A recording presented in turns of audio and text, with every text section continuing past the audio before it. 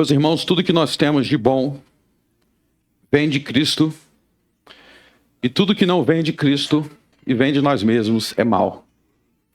Por isso nós precisamos estar atentos à palavra de Cristo.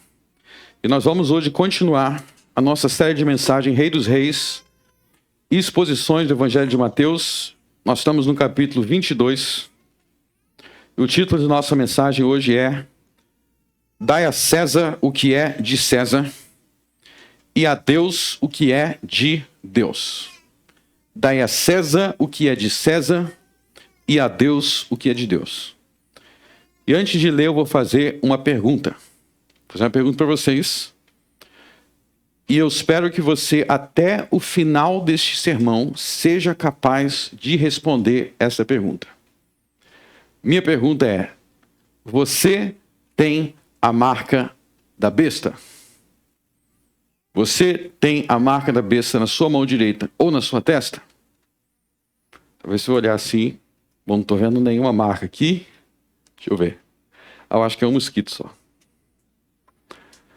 Até o final do sermão você vai entender minha pergunta e você vai ser capaz de responder. Então mantenha essa pergunta na sua mente. Você tem a marca da besta? Vamos ler Mateus 22, versos 15 a 22. Então, retirando-se os fariseus, consultaram entre si como o surpreenderiam em alguma palavra. E enviaram-lhe os seus discípulos com os herodianos, dizendo: Mestre, bem sabemos que és verdadeiro, e ensinas o caminho de Deus, e segundo a verdade, e de ninguém se te dá porque não olhas a aparência dos homens. Dize-nos, pois, que te parece? É lícito pagar o tributo a César ou não? Jesus, porém, conhecendo a sua malícia, disse: Por que me experimentais, hipócritas? Mostrai-me a moeda do tributo. E eles lhe apresentaram um dinheiro, e ele lhe disse: De quem é esta efígie e esta inscrição? Dizem-lhe eles: De César. Então ele disse: Dai, pois, a César o que é de César, e a Deus o que é de Deus. E eles, ouvindo isto, maravilharam-se, e deixando-se retiraram. Até aí, amém. Então vamos entender o contexto disso daqui, lembrando os textos que nós já pregamos na semana passada. Então lembre-se que aqui Jesus está no último semana de vida, ele está na celebração da Páscoa, que acontecia anualmente no Templo de Jerusalém. Jesus, seus discípulos e seus apóstolos viajaram para Jerusalém para celebrar a Páscoa. E Jerusalém era a cidade que Jesus mais amava, porque lá estava o templo do Senhor, que é onde Jesus fazia o que ele mais gostava de fazer, que era adorar ao Pai. Muitos salmos deixam isso claro, o amor que Jesus tinha por Sião, por Jerusalém, por aquele templo magnífico, aquela cidade que era linda, aquela cidade que era maravilhosa.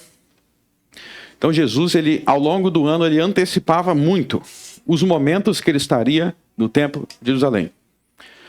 Mas nós vimos aqui, desde o capítulo 21, que como serpentes venenosas, como víboras perigosas, os inimigos de Cristo, enquanto Jesus estava em Jerusalém, estão sempre cercando e vendo como que eles podem dar o bote.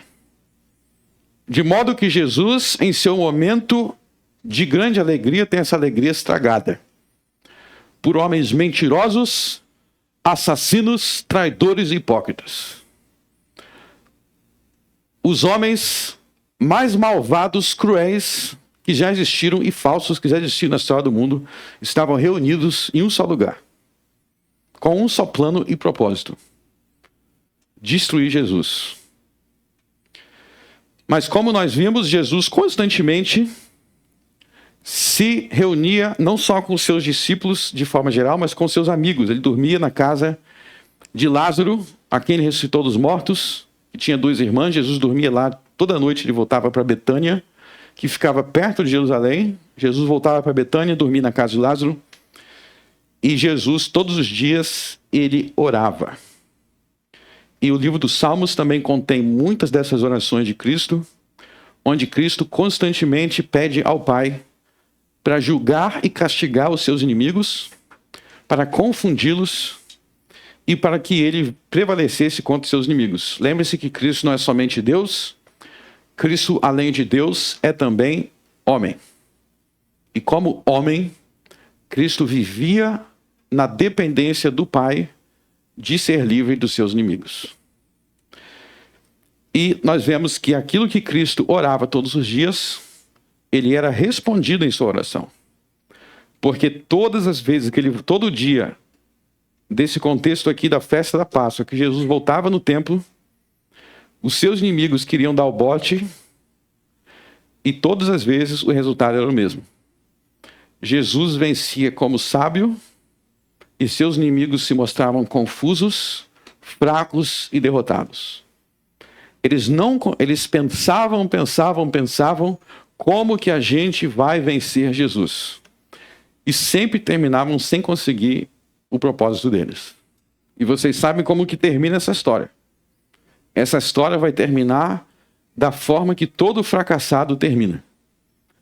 Homens fracassados não conseguindo vencer às claras, não conseguindo vencer na luz, eles precisam ceder e terminar em covardia, em mentiras, em falsidades, e assim que vão terminar os levitas e os sacerdotes de Israel. Prendendo Jesus à noite, porque não podia prender de dia, e contratando falsas testemunhas, porque se fosse para acusar Jesus em verdade, eles não conseguiriam. E nós sabemos que isso termina não na cruz, mas na ressurreição de Jesus, na ascensão de Jesus e na destruição da cidade deles. Então nós vimos aí uma sequência, ao longo dessas semanas, uma sequência de texto, de parábolas que enfatiza isso que eu acabei de mostrar. Então, se a gente voltar no capítulo 21, nós temos lá, a partir do verso 28, a parábola dos 2 filhos. E o que Jesus enfatizou na parábola dos 2 filhos? Jesus enfatizou que só existem 2 caminhos. Só há 2 caminhos. Um termina no céu e na ressurreição dos mortos para a vida, e outro termina no inferno e no lago de fogo de enxofre. Qual é o caminho que termina na ressurreição dos justos e no novo céu e na nova terra? É o caminho do filho que se arrepende. Então, o caminho para a vida eterna é o caminho do arrependimento dos nossos pecados. É quando nós não aceitamos o mal, nós não aceitamos as trevas e nós seguimos o caminho dos mandamentos de Deus. E o outro caminho, o caminho largo que conduz à perdição, é o caminho do filho da parábola, que ele dizia que ia servir a Deus, mas não servia. Ou seja, ele nunca se arrependia dos seus pecados. Então nós temos aí os 2 caminhos. Você quer terminar no novo céu, na nova terra, na ressurreição, na vida eterna, você precisa se arrepender dos seus pecados. Você quer terminar no lago que arde, com fogo e enxofre, junto com todos os idólatras, adúlteros, mentirosos, ladrões, então você nunca se arrepende de nada e continue dizendo que você está sempre certo. Esses são os 2 caminhos que Jesus apresentou na parábola dos 2 filhos. E depois, as 2 parábolas seguintes, que é a parábola dos lavradores maus, e depois no capítulo 22, a parábola das bodas, enfatizam as consequências de não se arrepender, as consequências de seguir o meu próprio caminho e rejeitar o caminho da vida do arrependimento. E nós vimos que essas consequências incluem consequências nesta vida e no mundo vindouro. Existem consequências nesta vida e também no mundo vindouro. E aí nós vimos que uma das consequências que Jesus enfatizou na parábola das bodas, no verso 7, era que Jerusalém, aquela cidade tão bela, tão linda, tão próspera, tão rica, ela seria destruída naquela geração pelos romanos. Então, Jesus profetizou que Jerusalém seria destruído por conta dos seus pecados e pela falta de arrependimento dos seus líderes, dos seus sacerdotes. Eles sofreriam as consequências já naquela vida. A cidade seria destruída. E aí, diante dessas profecias de Jesus, os sacerdotes e os fariseus, como nós vimos no capítulo 21 e agora no 22, lembrando que sacerdote e fariseu eram dois grupos separados, ok? Os fariseus não eram sacerdotes, eram dois grupos diferentes. Mas os dois grupos não estavam gostando dessas pregações de Jesus. Como assim nós vamos ser destruídos? Como assim nós vamos ser castigados? Nós fazemos o que nós queremos. Eles estavam preocupados, lembrando que eles já tinham matado João Batista, para João Batista não se tornar sacerdote. Então, esses sacerdotes aqui, dessa época aqui, são totalmente corruptos, ou seja, são o contrário daquele sacerdote que nós lemos lá no livro de Neemias. Vocês viram que no livro de Neemias, eles se arrependiam dos seus pecados e seguiam a lei de Deus. Aqui inverteu. Aqui eles não querem aceitar se arrepender dos seus pecados, eles não querem seguir a lei de Deus. E o sacerdote que tinha, um dos que tinham, que era o principal, que era fiel, eles mataram, que era João Batista, mataram com 30 anos, que era o ano que ele ia entrar para ser sacerdote, eles eliminaram, para só ficar corrupto. Só fica corrupto. E aí, os fariseus, eles estão preocupados porque Jesus está no templo, com uma multidão de pessoas circulando por aquele lugar, e Jesus está o tempo todo profetizando contra eles. Dizendo, vocês vão ser destruídos, vocês vão ser destruídos. E aí os fariseus, preocupados, eles se juntam, como está no verso que nós lemos aí, verso 15, eles se reúnem para ver assim, o que a gente vai falar, o que a gente vai fazer para deter Jesus. O que a gente vai fazer para poder pegar ele numa contradição, para poder... O que a gente pode fazer? Aí os fariseus, como todo mundo que é muito baixo, ele se juntou com pessoas baixas como eles. Com quem que eles se juntam no verso 16? Eles se juntam com os herodianos. Então os fariseus aí se alinham aos herodianos. Então é uma quadrilha se unindo com a outra. É basicamente isso daí, tá? Então a quadrilha dos fariseus vão pedir ajuda para outra quadrilha. É isso que está acontecendo. Quem são os herodianos do verso 16? Herodianos eram os que defendiam o governo de Herodes. Então, por isso que é herodiano, tá? Então, lembra de Herodes? Então, Herodes não era uma única pessoa. Herodes era o nome de uma família. Então, ao longo do Novo Testamento, vocês vão ler sobre vários reis Herodes. Não é só um rei Herodes. Às vezes, você lê lá na infância de Jesus. Tinha um rei Herodes lá na infância de Jesus que ele morreu. Aí você continua lendo o Evangelho, tem outro Herodes aqui? Não já morreu? É porque não é um só Herodes, é uma família. Que família é essa? Nós já vimos isso também. É uma família de pessoas perversas, baixo nível, imoral, corrupta e promíscua. Então vocês lembram como é que João Batista morreu?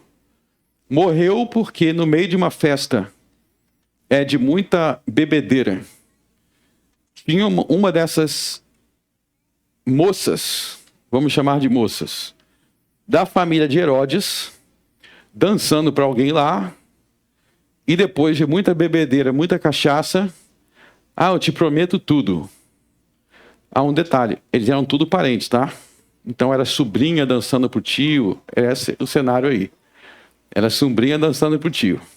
E a mãe oferecendo a filha. Era a mãe oferecendo a filha pro tio. Então era essa conversa aí. Eu te prometo tudo. Então eu quero a cabeça de João Batista. Então você vê aí que os perversos não conseguem suportar os justos. Então no meio dessa família aí, é óbvio que eles não iriam gostar de João Batista. Porque João Batista chegava lá e falava, vocês são perversos, vocês são como cananeus. Então, essa era a pregação de João Batista. E aí, existiam os herodianos, que defendiam essa família, dizendo, parabéns, essa família tem que reinar. Então você não imagina o nível de corrupção desse povo aqui que se diz herodiano, que está apoiando esse governo. Os justos de Israel, obviamente os justos de Israel, não apoiavam Herodes. Porque eles sabiam muito bem, como nós já vimos desde Mateus 1, que o sucessor legítimo do trono de Davi, está lá em Mateus 1, era ninguém mais, ninguém menos do que José. Então, o sucessor legítimo do trono de Davi era José. E por que um canalha como Herodes estava sendo rei? Porque era muita corrupção. É igual o Brasil. Tem justos no Brasil. Tem justos no Brasil, mas se você for lá em Brasília, você vai encontrar pessoas muito parecidas com Herodes. Basicamente isso aí. É isso aí. Não são os mais justos que chegam lá. Né? Não são os mais justos. Então, existiu uma corrupção no governo, onde uma família promíscua, imoral, corrupta, mentirosa, assassina, estava no poder, e esses caras aí, com quem os fariseus vão se unir, apoiam esse governo. E aí vocês têm que entender por que eles apoiam esse governo. Por que um governo tão corrupto eles apoiam? Porque este governo está aliado com César. Vocês precisam entender para entender o desafio deles. Vamos falar de César, não vão? A família de Herodes é amigo de César. Quem é César? Assim como Herodes não é uma pessoa só, César não é uma pessoa só. César é o imperador de Roma. Então entenda como é que está o rolo aqui. Você tem um império que tem capital em Roma. Esse império manda em Israel, governa Israel. Lá em Israel tem a família de Herodes, assim como Pôncio Pilatos, que ele manda em Israel.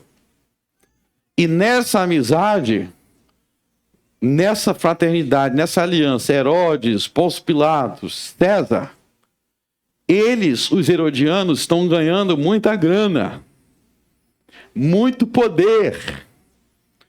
E é por isso que eles estão preocupados que tem alguém aqui que é o filho de Davi, é o descendente de Davi. Peraí, se ele é o descendente de Davi, então ele é o rei legítimo.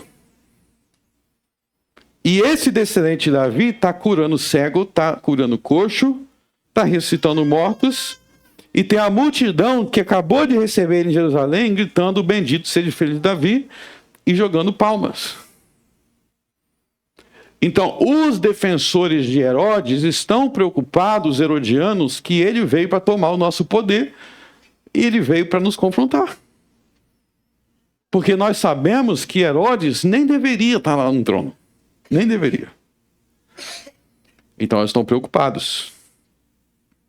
Mas, no verso 16, como eles eram pessoas covardes, eles chegam para falar com Jesus na falsidade.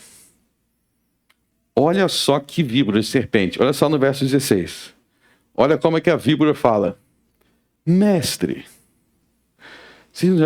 Eu leio mestre e já estou irritado com essa falsidade.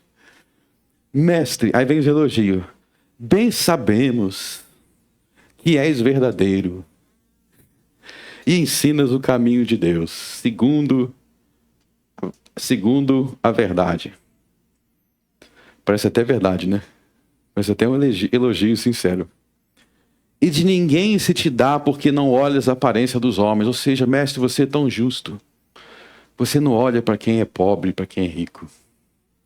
Você não olha, você é justo. Eles não sabem que eles estão falando com Jesus. Não tem como vir com essa falsidade para Jesus, porque ele já está lendo teus pensamentos. Verso 17. Jesus, nós estamos com uma dúvida. Nós temos uma dúvida. Lembre que eles são o quê? Herodianos. Logo, eles apoiam César. É lícito, Jesus, pagar o tributo a César ou não? Jesus já vai chamar eles de hipócritas. Olha só o verso 18. Jesus, porém, conhecendo a sua malícia, disse: por que me experimentais, hipócritas? Você acha que vocês vão falar com Jesus na falsidade e vai ficar por isso mesmo? Ah, Jesus, você é um grande mestre. Jesus já responde: mentiroso, safado, hipócrita. Os caras não conseguiam. Todo bote que eles tentavam dar era uma marretada na cabeça. Vamos entender a pergunta deles. É lícito pagar o tributo a César ou não? Deixa eu explicar aonde que eles estão querendo chegar com essa pergunta. É o seguinte: todas as perguntas que eles fazem, vocês viram aí no verso 15, eles ficavam pensando, o que a gente pode perguntar para levar Jesus a se contradizer? Nada, mas eles achavam que tinha alguma coisa. O teor é o seguinte: se Jesus falasse que é lícito pagar o tributo a César, lembra que César é o imperador. Então, Israel, que era um país lá no Oriente Médio, tinha que pagar tributo para o imperador de Roma. Por quê? Porque aquele império governava aquele país. Então, se Jesus falasse que tinha que pagar, ok, paga. Então, eles iam dizer: então tu não é o Cristo, o filho de Davi. Eles iam dizer: porque o Cristo, filho de Davi, ele é o rei. E ele, sendo o rei de Israel, ele vai nos libertar de Roma. Então, se você, Jesus, está dizendo que tem que pagar, se submeter a César, então tu é um falso Cristo. Porque o verdadeiro Cristo vai nos libertar de César. É igual Davi. Quando que começou o reinado de Davi? Mediante, quem está fazendo o plano de leitura aí sabe que foi mediante a morte de Saul. Aí foi a inauguração do seu reino. E aí quando veio o filho de Saul usurpando o reino, Davi foi vitorioso sobre o filho de Saul, porque o filho de Saul era um rei impostor. Então, se Jesus é o Messias, o rei do universo, ele tem que derrotar César. Então, se ele falar, paga um imposto para César, ó, tá vendo? Que rei é esse? Que Messias é esse? Ele está querendo que vocês sejam submissos a César. Tá vendo? Ele não vai libertar vocês, não. Então, se Jesus responde sim, a gente fala que ele está errado. E se ele responder não, a gente também vai falar que ele está errado. Por quê? Porque se ele responder que não pague o imposto, o tributo para César, a gente vai lá em Pôncio Pilatos, a gente fala: Pôncio Pilatos, tem um rebelde aqui. Tem um rebelde dizendo que não é para pagar tributo para César. Prende ele e pode matar porque ele está contra César. Então, se Jesus responder que sim, eles vão falar que está errado. Se ele responder que não, vai falar que está errado. Vocês entendem que gente maldosa é assim? A pessoa maldosa é sempre assim, no dia a dia, não é só contra Jesus não, no dia a dia. Tem gente que não importa o que você fizer, você vai estar errado. Ela começa com a premissa que você está errado. Você está errado, agora vamos descobrir por quê. Não tem gente que é assim? Eu te odeio. Então, você pode fazer o que for. Se você sorrir, eu vou dizer que teu sorriso é falso. Se você não sorrir, eu vou falar que você não sorriu. Se você for, reclamo. Se você não for, reclamo. É assim que eles são. Por quê? Porque o verdadeiro interesse deles não é com a verdade, mas é manter o poder deles. Eles não querem saber, na verdade, a resposta. Eles não estão em dúvida nenhuma, eles não querem saber. Eles querem pegar Jesus em alguma coisa. E nisso nós precisamos sondar os nossos corações. Porque às vezes, meus irmãos, trazendo aplicação para nós, às vezes nós podemos estar tão rebelde que nós ficamos arrumando um problema, um defeito em tudo. Às vezes a gente se depara com a verdade, a gente sempre fica escorregando ali. Não, mas isso, só escorrega para um lado, escorrega para o outro. Na verdade é porque nós não queremos que aquilo seja verdade. Eles não queriam que fosse verdade que Jesus era o Cristo, o Filho de Davi, porque se fosse verdade, o castelo deles iria se ruir. Então, esses herodianos, na verdade, eles têm uma fidelidade incondicional a César. Por isso que eles são herodianos. Existia uma aliança corrupta entre Herodes, César, Pôncio Pilatos, sobre aquela região do mundo. Eles têm uma fidelidade incondicional a César, porque eles têm uma fidelidade incondicional aos seus próprios prazeres e interesses escusos e corruptos. E aquele era o sistema que os favorecia. E Jesus, como sempre, vai dar uma resposta que eles não esperavam. Jesus vai dar uma resposta que ninguém esperava. É uma das frases mais famosas de Jesus e também uma das mais mal compreendidas. Quem aí nunca ouviu falar, dai a César o que é de César, né? Todo brasileiro já ouviu. Tem alguém que nunca ouviu falar dessa frase? Ninguém, né? Até quem não é da igreja conhece essa frase. Dai a César o que é de César, dai a Deus o que é de Deus. Vamos entender agora essa frase. Então Jesus começa no verso 8. Ô hipócritas, por que vocês estão nos experimentando? Verso 19. Me tragam a moeda aí. Me mostra a moeda, Jesus fala. Vocês querem saber se é para pagar ou não é para pagar? Me mostra a moeda. Aí, hoje em dia, a gente não tem muita moeda, né? Eu tenho as moedas aqui na minha carteira. Deixa eu ver a moeda na minha carteira aqui. Deixa eu ver o que está escrito nela. Está escrito Brasil. Está escrito Brasil, né? E tem o rosto de alguém aqui. Eu não faço a mínima ideia de quem seja. Vocês sabem? Talvez seja Teodoro, Marechal Teodoro, não sei. Os historiadores aí me expliquem. Mas o ponto é o seguinte, está escrito Brasil. Por que está escrito Brasil na minha moeda? Porque essa moeda pertence, ela é emitida pela República Federativa do Brasil. Essa moeda é a moeda oficial, é o dinheiro oficial da nossa pátria, do nosso país. Isso significa que ao usar esta moeda, eu estou reconhecendo que eu estou submisso e faço parte, eu estou em submissão a esse governo. Se eu não usasse real e eu usasse o dólar, eu só uso o dólar para fazer compra. Ah, onde é que você mora? Então eu teria que morar nos Estados Unidos, estar submetido ao governo americano. Então Jesus vai dizer, essa moeda é de quem? O que está escrito? Eles vão dizer no verso 21, de César. Aí Jesus vai dar uma resposta muito importante. Então ele disse, dai pois a César o que é de César. Agora observe, não tem aí um ponto final. Tem uma vírgula. Dai pois a César o que é de César e a Deus o que é de Deus. Essa parte, a Deus o que é de Deus, faz toda a diferença do mundo. Por quê? Porque Jesus está afirmando aqui duas coisas. Número 1, ele está afirmando que César é sim uma autoridade real.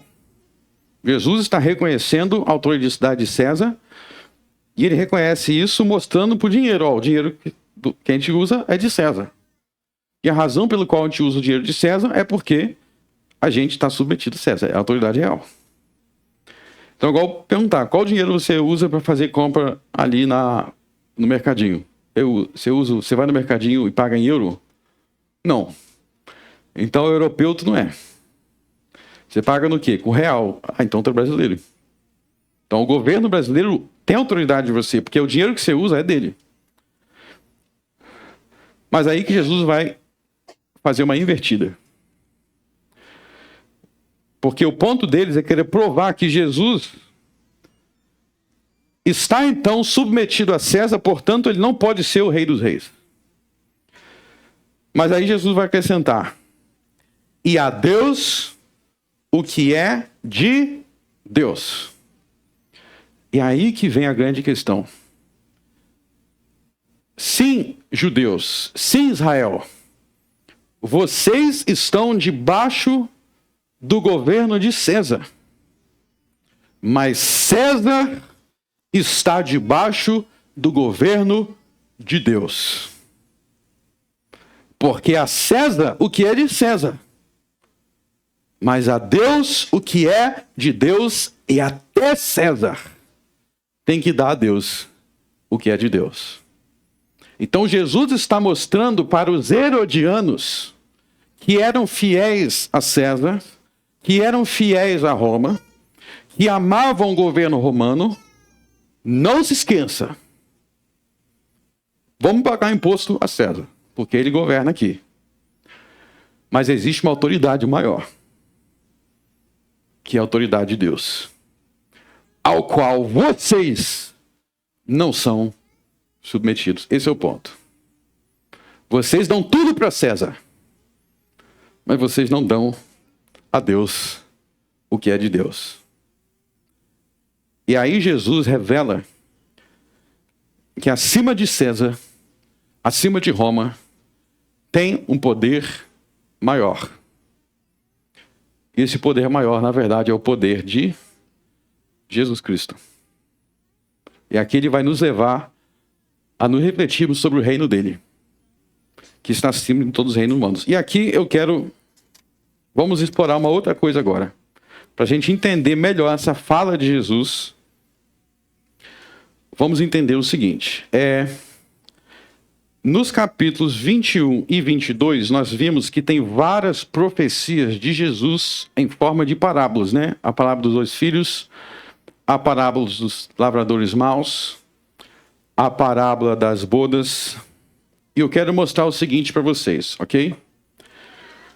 Tudo o que Jesus profetizou em Mateus 21, 22, 23 e 24. Então a gente está no 22 ainda, a gente ainda vai chegar no 23 e no 24. Mas é o seguinte: tudo o que Jesus profetizou em Mateus 21, 22, 23 e 24 é o mesmo que foi profetizado em Apocalipse 12, 13, 14, 15 e 16. Então, as profecias de Apocalipse 12 a 16 é sobre a mesma coisa que Mateus 21 a 24. Então, vamos ver isso agora. Então, abram em Apocalipse 13.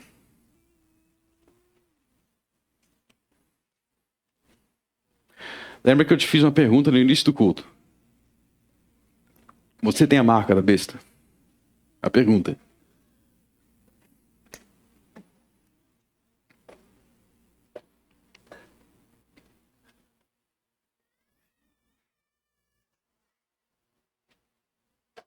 Apocalipse 13, verso 1.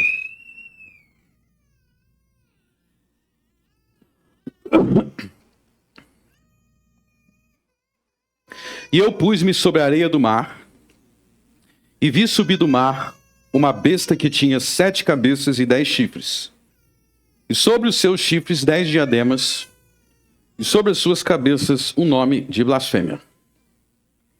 E a besta que vi era semelhante ao leopardo, e os seus pés como de urso, e a sua boca como a boca de leão. E o dragão deu-lhe o seu poder, o seu trono, grande poderio. Então, para aí. Então, aí, João, ele se põe sobre a areia do mar, ele vê subir do mar uma besta. A palavra besta Não é tipo quando a gente fala no português, deixa de ser besta. Não é isso não. Besta significa um animal feroz. É um animal feroz. E a gente tem que se perguntar, o que João quis dizer aqui por besta que subiu do mar? Será que a gente tem que ir lá na praia? Qual é o nome daquela praia do Rio Grande do Sul que todo mundo vai e me deu um branco? A mais famosa. Torres. Será que a gente tem que ir lá na beira da praia de Torres, ficar sentado na beira da praia, esperando subir a besta do mar? Agora vai surgir. Isso aqui não é literal, tá? Vocês sabem que é um símbolo. Tem muita gente que quer ler o livro do Apocalipse de forma literal, literalista. Tem um gafanhoto lá, será que João viu um helicóptero? Será que ele viu uma bomba atômica? O livro do Apocalipse é em parábolas. Vocês não viram as parábolas lá em Mateus? Então lá na parábola, quando Jesus fala sobre um casamento, tem um casamento literal ou o casamento representa algo? Nós vimos que o casamento representa o chamado do Evangelho. Da mesma forma, a besta representa algo. A besta do Apocalipse representa algo. O que ele representa? O próprio Apocalipse explica no capítulo 17. Vamos para o capítulo 17.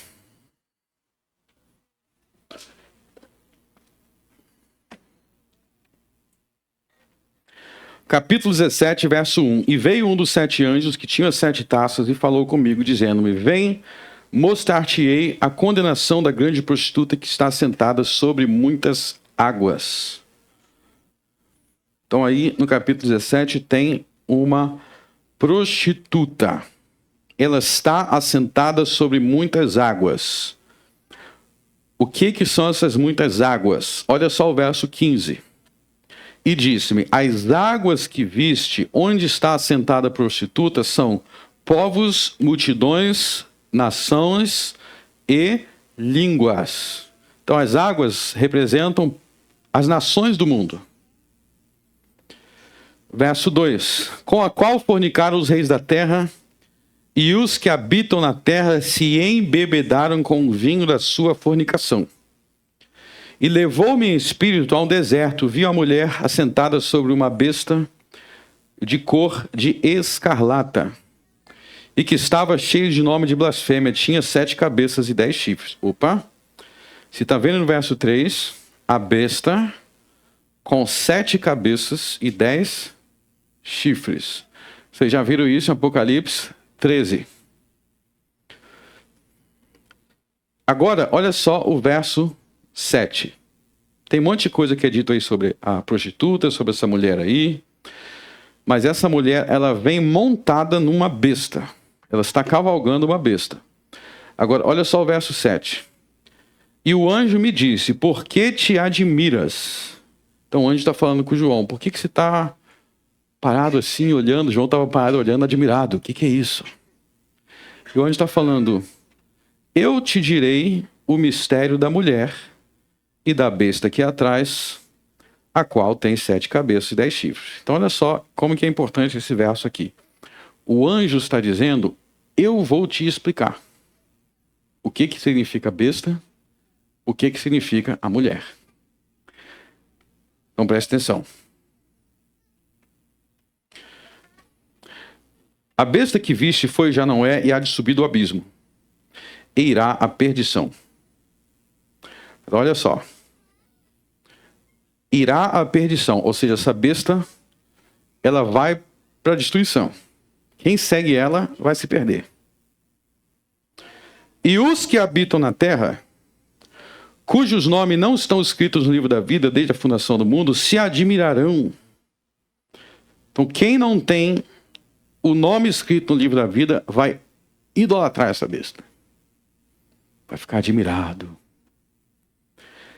Vendo a besta que era e já não é em que é. Aqui há o sentido e tem sabedoria. Agora o anjo vai explicar.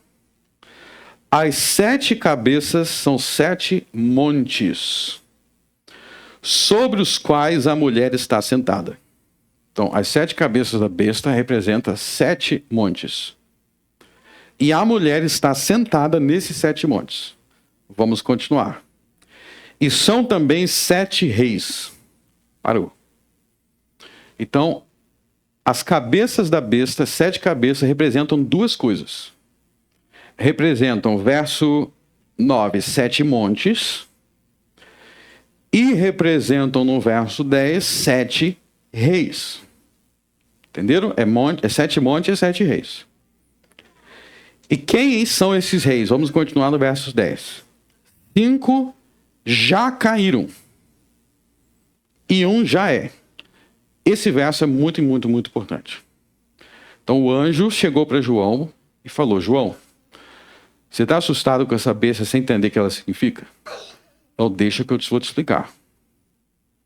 Ele vai falar: as cabeças da besta são 7 reis, e desses 7 reis, 5 já caíram.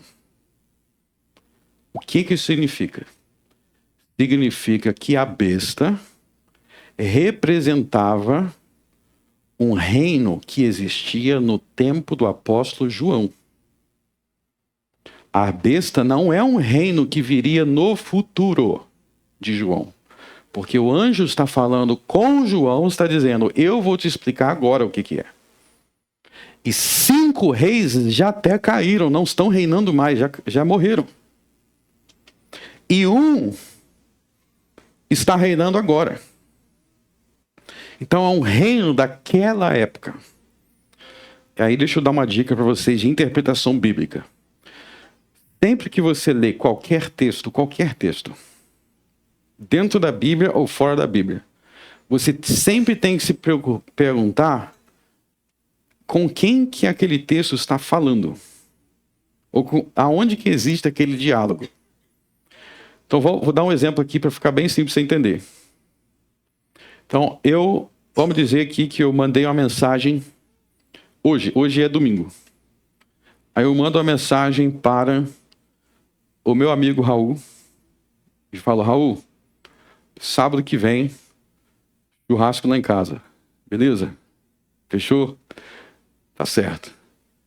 Aí o Raul, por algum motivo, ele não vê o WhatsApp dele por 2 semanas. Ele perdeu o celular em algum buraco na casa e sumiu.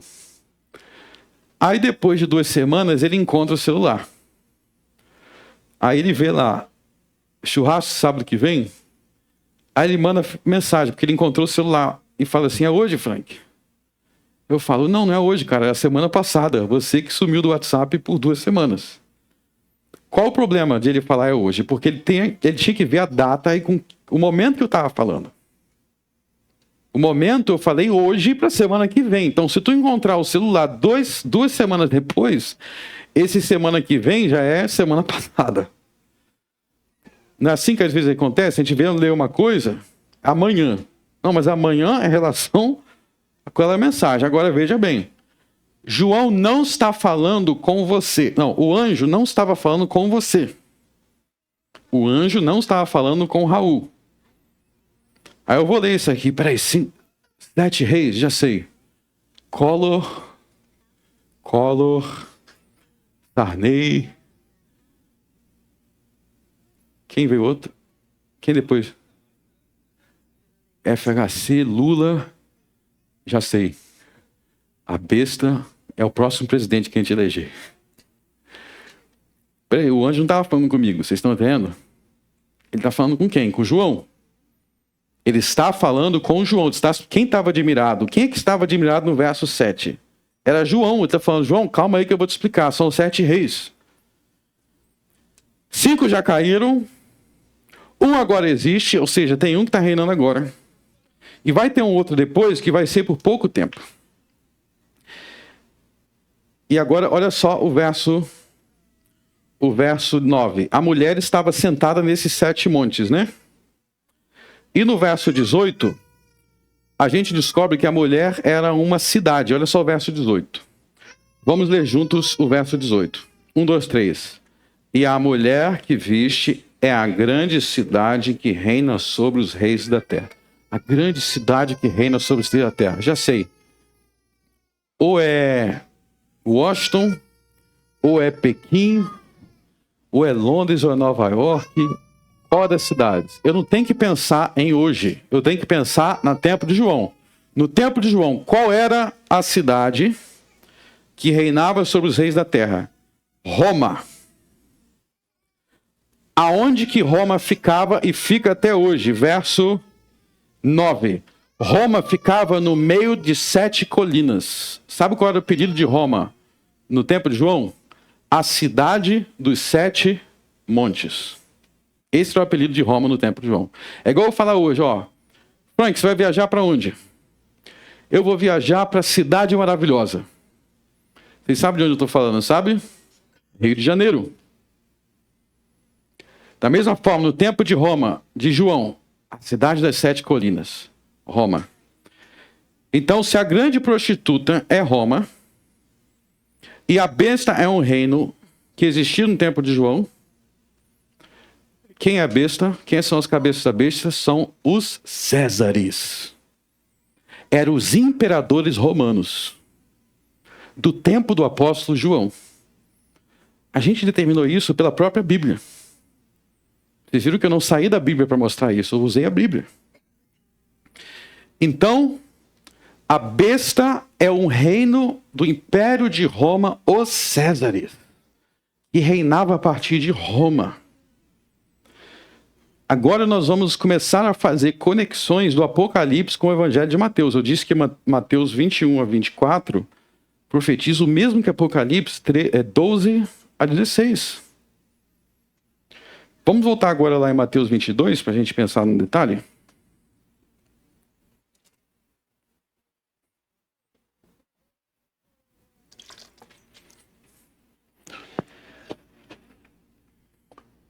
Verso 16. Quem era o grupo que desafiou Jesus mesmo? Os herodianos. Então repita comigo, herodianos. Nunca esqueça desse grupo. Os herodianos, eles estão desafiando Jesus porque eles querem defender o reino de Herodes, e o reino de Herodes é aliado com Roma. Ou seja, eles são incondicionalmente fiéis a César, o que significa que eles são incondicionalmente fiéis à besta. Eles são servos da besta do Apocalipse, eles são servos da grande prostituta. Isso significa que Herodes é mencionado lá no Apocalipse. Volte lá no Apocalipse 17.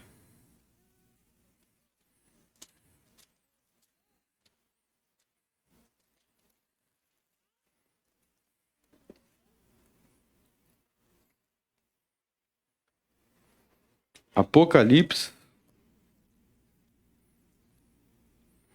17.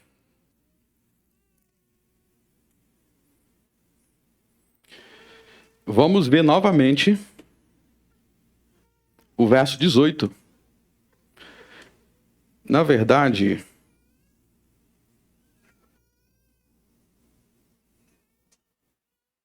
o verso 2 é dito sobre a grande prostituta, que é Roma, que com Roma, com o Império Romano, se prostituíram, fornicaram os reis da terra. Você está vendo que o Apocalipse está falando de uma prostituição entre os reis da terra e Roma. E quem era um desses reis? Herodes. Então o Apocalipse está dizendo que por trás de Herodes, por trás dos herodianos, havia um poder demoníaco. É isso que o Apocalipse está mostrando. Apocalipse está te mostrando o mundo espiritual que existia por trás daqueles inimigos de Jesus. Havia uma força demoníaca por trás desses reis que se prostituíam com Roma. Agora vamos voltar para o capítulo 13. Nós vamos agora nos capítulos 13 e 14. Nós vamos ler sobre 2 marcas. Nós vamos ler sobre 2 marcas e você vai precisar saber qual das 2 marcas você tem. Eu quero saber qual das 2 marcas você tem. Vamos lá. Então, vocês viram aí, a gente leu o verso 1 do capítulo 13, né? A gente viu que vi subir do mar uma besta que tinha 7 cabeças e 10 chifres. A gente já viu que essa besta é o Império Romano. A gente provou isso dentro do próprio Apocalipse. E as cabeças, cada cabeça era um César. Júlio César, Augusto César, Tibério César, Nero César eram os imperadores. Agora, olha só o verso 16.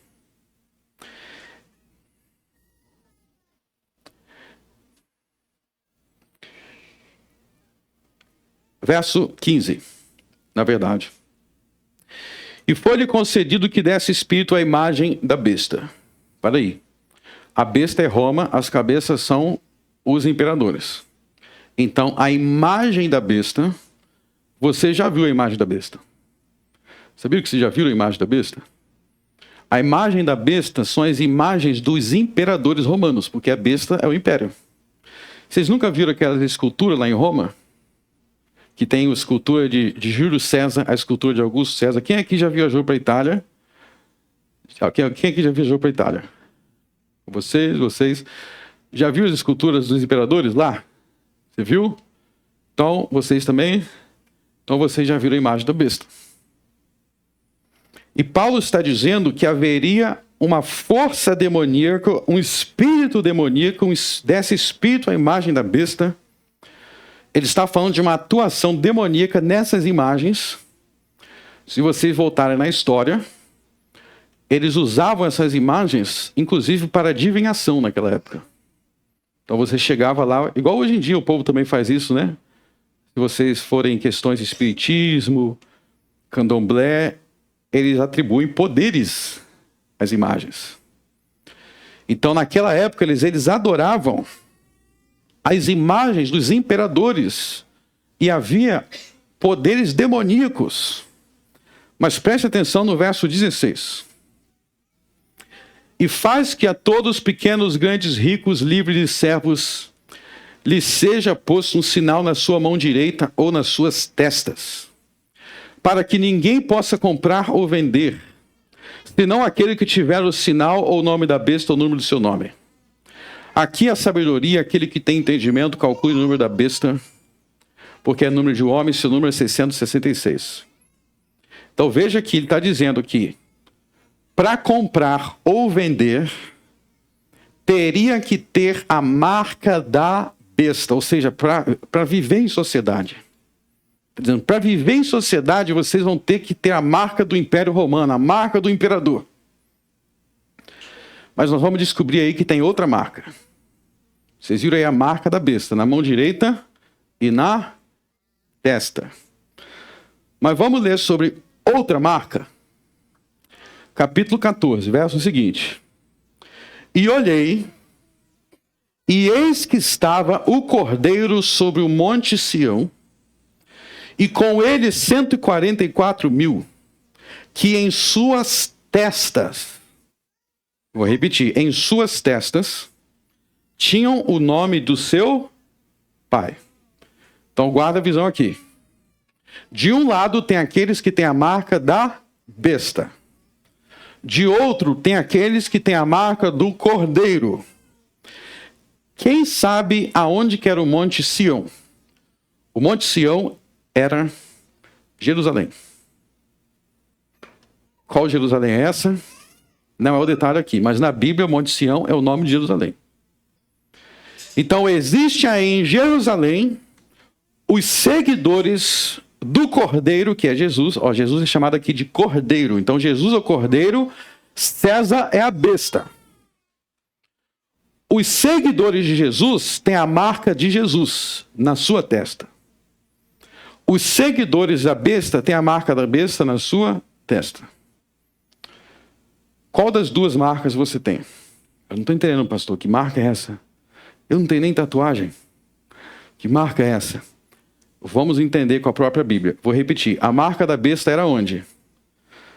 Final do verso 16. Era na mão direita, na sua testa. Repita comigo. Mão direita, testa. Vamos descobrir o que é isso. Isso vem de Deuteronômio 6. Abre Deuteronômio 6.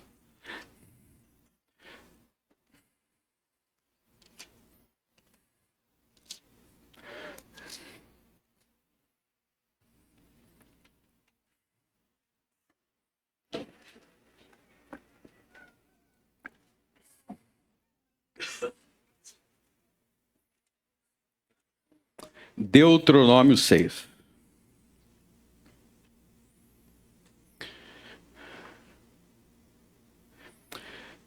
Verso 1. Estes, pois, são os mandamentos, os estatutos, juízos que mandou o Senhor vosso Deus para ensinar-vos, para os cumprir na terra que passais a possuir. Então, esses mandamentos aqui são os 10 mandamentos que já foram mencionados no capítulo 5. Continuando. Para que temais o Senhor teu Deus e guarde todos os seus estatutos e mandamentos, que eu te ordeno, tu e teu filho, o filho de teu filho, todos os dias da tua vida, e os teus dias sejam prolongados. Então vocês vão para a terra prometida. Deus está falando, vocês vão para a terra prometida. E lá vocês têm que guardar os 10 mandamentos. Você, teu filho, teu neto. Todo mundo tem que guardar os mandamentos meus de Deus. Ouve, pois, Israel. Verso 3. Ouve, pois, Israel. E atenta em guardares, para que bem te suceda e muito te multipliques. Como te disse o Senhor, Deus de teus pais, na terra que mana leite e mel. Ouve, pois, Israel, o Senhor nosso Deus é o único Senhor. Amarás, pois, o Senhor teu Deus de todo o teu coração, de toda a tua alma, de todas as tuas forças. E estas palavras, ou seja, os mandamentos, preste atenção. Estas palavras, os mandamentos, estarão no teu coração. Para aí. Os mandamentos têm que estar no coração? Tem algum cirurgião aí? Eu preciso fazer uma cirurgia de coração aberto, que eu vou abrir meu peito para fazer uma tatuagem com os 10 mandamentos. É isso? Você tem que fazer uma tatuagem dos 10 mandamentos no seu coração? Não, o coração aí não é literal. Não é literal. O coração é o seu centro.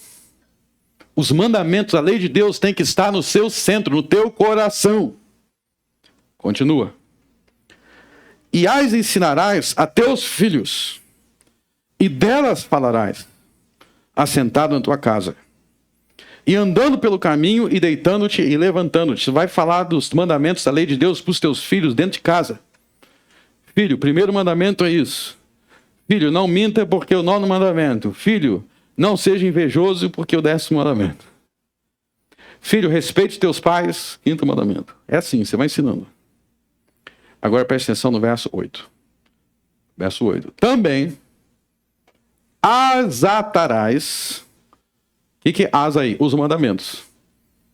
Então, além de escrever o mandamento no teu coração, verso 6, além de escrever no teu coração, tem um outro lugar que você tem que escrever os mandamentos. Que é o verso 8. As atarás por sinal na tua mão e por frontais entre os teus olhos. Então, os 10 mandamentos têm que estar em 3 lugares aqui. No teu coração, na tua mão e na tua testa, frontais, testa, diante dos teus olhos. Beleza, já marquei com o cirurgião, a cirurgia, eu vou fazer uma tatuagem. Mas agora tem que fazer a tatuagem aqui, os 10 mandamentos aqui na minha mão, e vai ter na minha testa, vai estar escrito assim: eu não sou besta. Então, não terás outros deuses diante de mim. É isso que ele está falando? É realmente literal? Deixa eu explicar o que é. Amarás ao Senhor teu Deus de todas as tuas forças, com todo o teu entendimento, de todo o teu coração. Essa é a lei dos profetas. A mão é a força. A testa, diante dos teus olhos, é o teu entendimento. O coração é o centro do teu ter. Ou seja, eu espero que você tenha a marca do Cordeiro na tua mão, no teu coração, no teu entendimento. Você tem a marca do Cordeiro na tua testa, diante dos teus olhos. Ele não está mandando escrever com caneta ou fazer uma tatuagem. Ele está mandando escrever na mão direita, na força, o entendimento. Não é isso que diz Apocalipse 14? Apocalipse 14, no Monte Sião, os seguidores do Cordeiro, eles tinham, estava escrito aonde? No mesmo lugar que Deuteronômio 6 manda escrever. É no mesmo lugar. E Deuteronômio 6 está dizendo que quem tinha que fazer isso? Os filhos de Israel. Quando eles entrassem na terra prometida, eles tinham que ter a lei do Senhor na sua mão direita e na sua testa, diante de seus olhos, em seu coração. Os herodianos eram quem? Quem eram os herodianos? Eles eram os filhos desse povo aqui. Eles eram os descendentes desse povo aqui. Mas eles não tinham a lei de Deus na sua mão direita e na sua testa. Quem é que estava na sua mão direita e na sua testa? Se não era a lei de Deus, era o quê? Era a lei da besta. Eles serviam e adoravam a César. Eles adoravam a besta. O que todo o povo de Israel disse no momento que Jesus foi ser crucificado? Pôncio Pilatos perguntou: eu hei de crucificar o vosso rei? E eles gritaram: não temos rei senão César. E assim eles provaram que eles estavam na terra prometida. Estavam na terra prometida, não adorando a Jeová, que se fez carne em Jesus, mas adorando a besta, com o seu sinal na sua mão direita, na sua testa, e mais uma coisa. O que Jesus mostrou para eles? A sua imagem. Para comprar e para vender. Jesus estava mostrando, ó, esse aqui é o seu Deus. Esse aqui, César, é o seu Deus. Mas os discípulos do Cordeiro estavam lá com ele, no Monte Sião.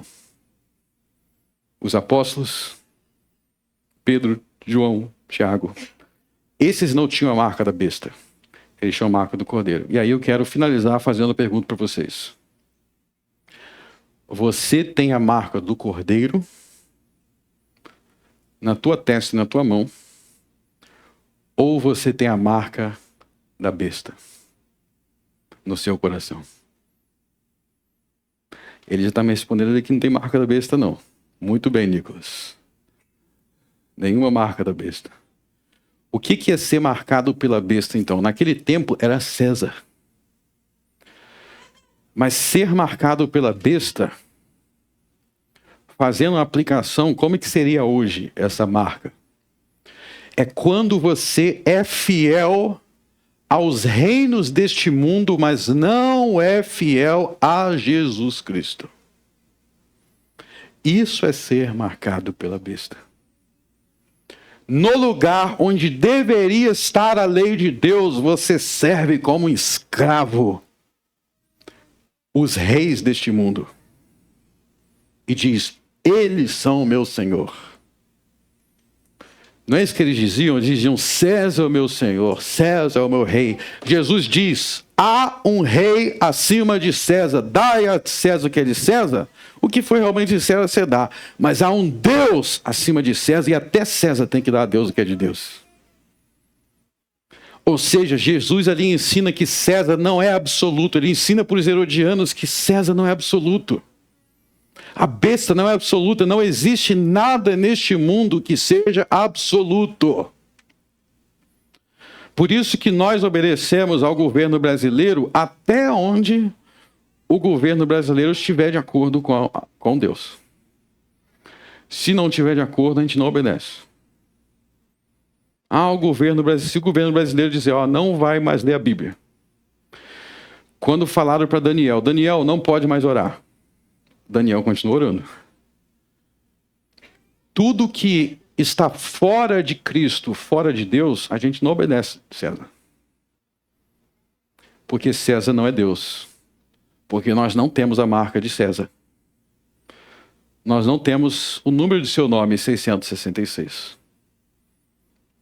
Que a propósito era o número do nome de Nero, que era o 6º imperador que estava reinando no tempo de João. Seu nome dá 666. Então vocês têm que entender aquilo que está em Apocalipse 17. Para finalizar, vamos para Apocalipse 17.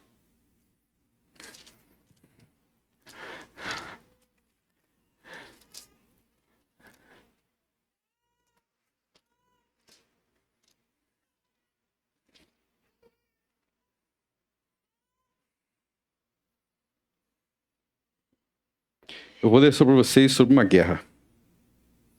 É uma guerra que Jesus começou quando ele subiu ao céu.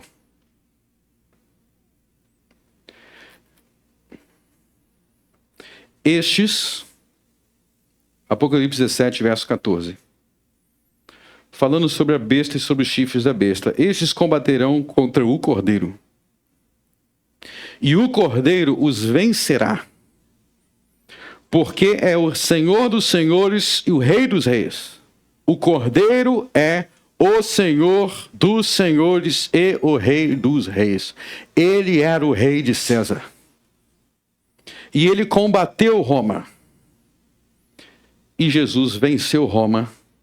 E com ele, os eleitos e fiéis venceram. E eu quero terminar te fazendo uma pergunta. Quem é o teu rei maior? Quem é o teu Senhor maior? Nós podemos não ter mais César hoje. Mas tem outros reis por aí que tentam tomar o lugar de Jesus. A quem você serve? Qual é a tua lei absoluta? Você precisa reconhecer que Jesus é o Rei dos reis e o Senhor dos senhores. Você precisa reconhecer que ele está acima de qualquer outra coisa. E por isso que os seus mandamentos são absolutos. Tudo diante de Jesus é relativo. Jesus é o Rei dos reis. Ou seja, ele não é simplesmente mais um rei. Herodes era mais um rei, mas estava abaixo de César. Jesus é o Rei dos reis. Você crê nisso? Ou você é marcado pela besta, ou você é marcado pela podridão desse mundo, ou você serve aos ídolos desse mundo. Você precisa decidir quem é que você vai servir. Ou o Cordeiro, que tem a esposa virgem, pura, a Nova Jerusalém, ou você vai servir a besta, que não tem uma esposa e sim uma prostituta, que era a cidade de Roma. Você precisa decidir quem você vai servir. Ou Deus ou Baal. Ou Jeová ou Moloque. Ou o Cordeiro ou a besta. Escolha muito bem, porque o Cordeiro venceu a besta. Em quem os herodianos confiaram? Eles confiaram em César. E por César, eles foram destruídos. Quando Jerusalém foi destruída. Vamos orar. Altíssimo Deus, amado Pai, obrigado porque nós temos o nome do Cordeiro escrito em nossas testas. Para que todo o nosso entendimento seja regido e guiado por Jesus de Nazaré. Nós não somos herodianos. Nós não adoramos os ídolos deste mundo. Nós não colocamos nada nem ninguém acima de Jesus. O reino dos Césares passou, mas Cristo continua no trono, ressurreto, acima de todas as coisas. No nome dele oramos. Amém.